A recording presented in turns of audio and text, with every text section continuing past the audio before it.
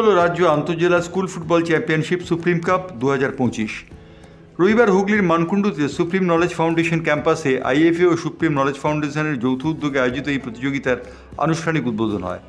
ক্যাম্পাসে স্বামী বিবেকানন্দ অডিটোরিয়ামে এই অনুষ্ঠানে এই প্রতিযোগিতার ট্রফি ও শার্ট উন্মোচিত হয়। অনুষ্ঠানে উপস্থিত ছিলেন চন্দ্রনগর পুরসভার mayor Ram Chakraborty, deputy mayor Munna Agarwal, mayor পরিষদ শিক্ষা শুভেন্দু মুখার্জি, মেয়র পরিষদ ক্রীড়া অনিমেষ ব্যানার্জি, প্রাক্তন footballer Jamshed Nasiri, Alvito D'Cunha, supreme knowledge ফাউন্ডেশনের chairman Bijoy Guha Mallick, vice chairman ও director doctor Soumya Guha Mallick, Debashree Guha Mallick, IFA সভাপতি অজিত বন্দ্যোপাধ্যায়, সচিব অনির্বাণ দত্ত, সহসচিব রাকেশ ঝা, বিশ্বজিৎ ভাদুরী, এক্সিকিউটিভ সেক্রেটারি সুফল রঞ্জন গিরি, উত্তর চব্বিশ পরগনা জেলা ক্রীড়া সংস্থার সচিব সিদ্ধার্থ ভট্টাচার্য, কোচবিহার জেলা ক্রীড়া সংস্থার সচিব সুব্রত দত্ত,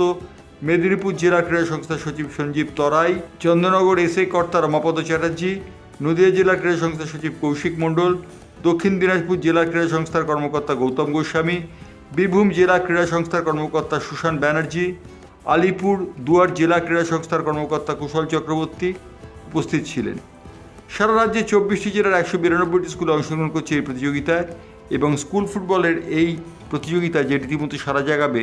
20 ফুটবলারদের ফুলে ওঠার অপেক্ষায় থাকবে সে বিষয়ে বলে দেবার কোনো অপেক্ষা রাখে না। ব্যুরো রিপোর্ট, বাংলার পালস টিভি।